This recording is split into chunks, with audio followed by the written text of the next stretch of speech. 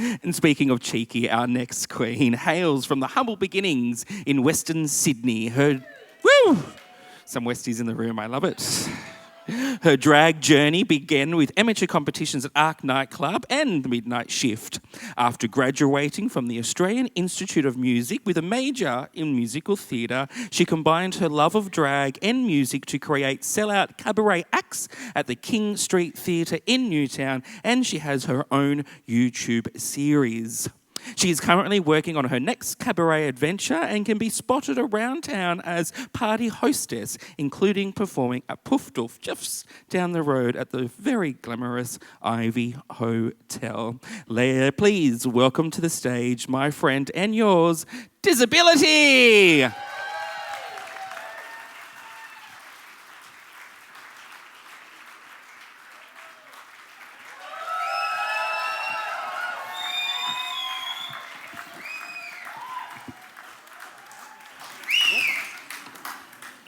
Hi, my name is Disability, and this is my drag story.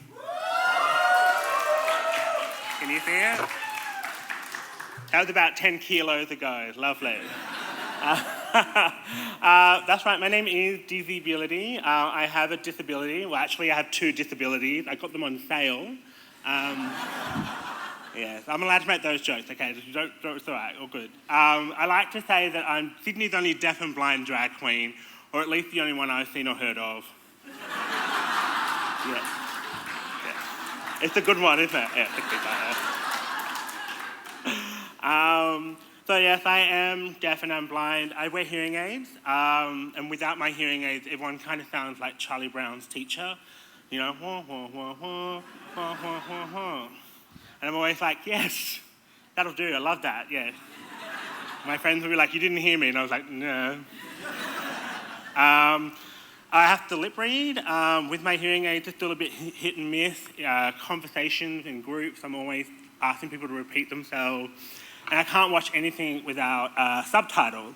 And my sister likes to make the joke that, oh yeah, I need subtitles too, because my snacks are too loud. Yeah, not as funny as my joke, but it's fine. I'm also legally blind, which is a lot worse than what my ears are like. I have extreme tunnel vision. I have less than 10 degrees arc of vision. And I'm crashing and bumping into things so often that my legs look like potatoes. And at nighttime, it's really hard to go out as well because I've got really bad night vision. And I'm so lucky to have such a great group of friends who support me and assist me when I go out to the clubs and gigs. And some of them are here today, so give them a round of applause for me.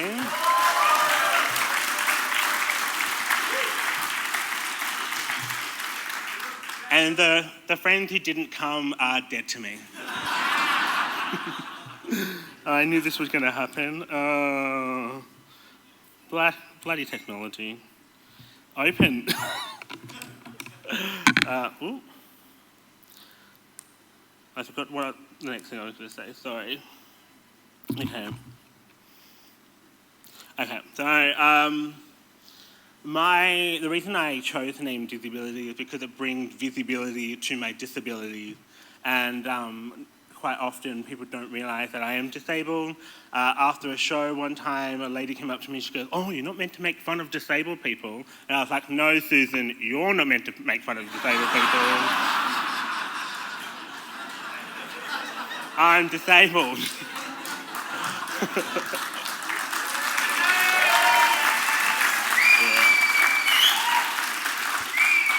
There's always someone named Susan. And she was like, oh, you don't look disabled. And I was like, thanks.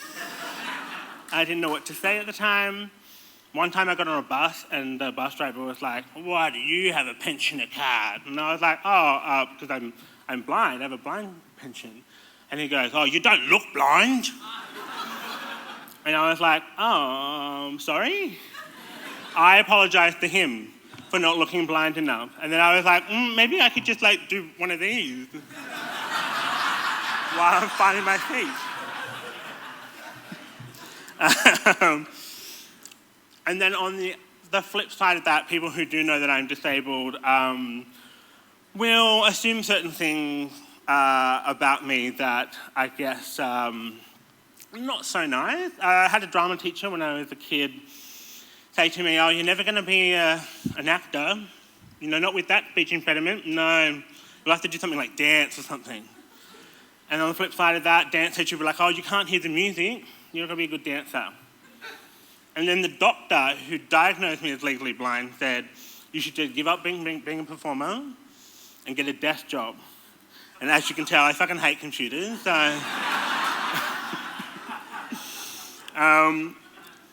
and these are the professionals. These are people who are the ones that you go to, the ones that are meant to know everything. And I guess it kind of plays on your mind a little bit and sows in seeds of doubt.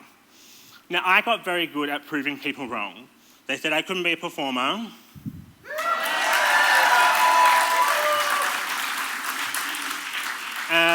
They said they couldn't sing, and then I went and got a degree in music theatre. Yeah. That's all we did for 3 straight years with these. That's all I did. And then, but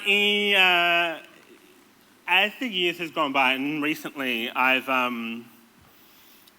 forgotten that I was good at proving people wrong, and the seeds of doubt have crept in, and doing drag became more of an effort than it felt like it should be.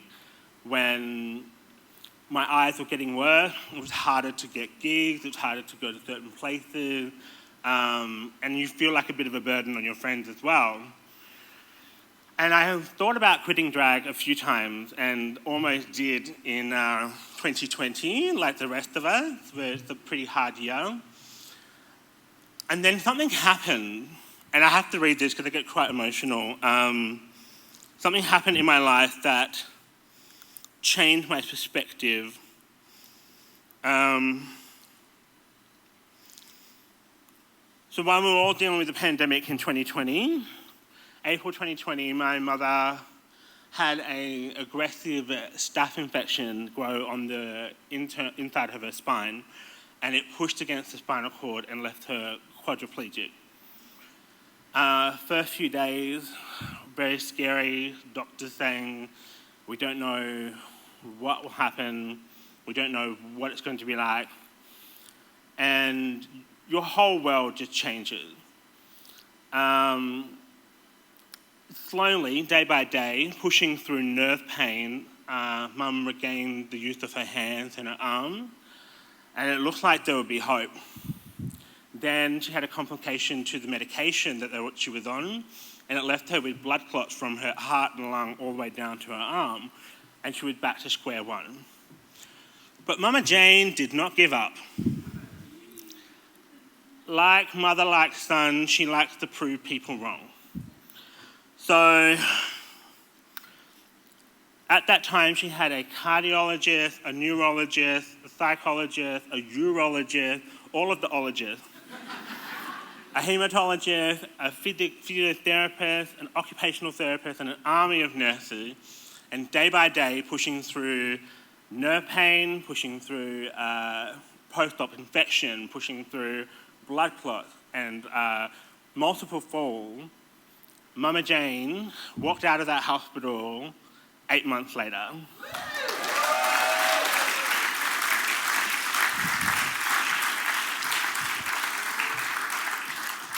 And Mama Jane is here tonight. Hi, Mum.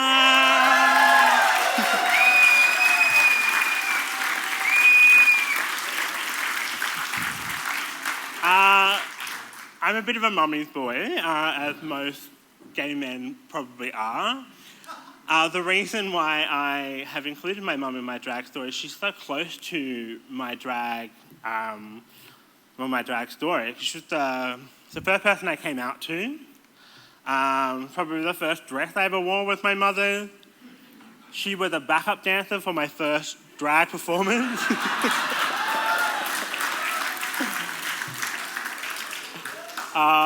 She was also front and centre for the first time I competed at ARC, and Charisma Bell was the host that night. And Charisma Bell was like, has somebody lost her mum? And my mum's like, yeah, I'm Dizzy Bility's son. mother. I was like, you showed her, Mum, you showed her. So I'm not going to say that watching my mum go through all this changed my life magically and now I'm totally fine. I don't have any mental illness. I'm just, it's all sunshines and lollipop. But it did change my perspective just a little bit. And it really helped me kind of come back into drag. I've refound my passion for drag. And I've also found a sense of responsibility to be an advocate for people who are differently abled. First of all, by sharing my drag story, sharing my mum's story, and later this year I'll be doing a cabaret called Busy Mum, so follow me on Disability on Instagram for more. Sorry guys, I'm plugging my own show. I'm producing a YouTube series that will focus on the queer experience of people who are differently able, and much more to come.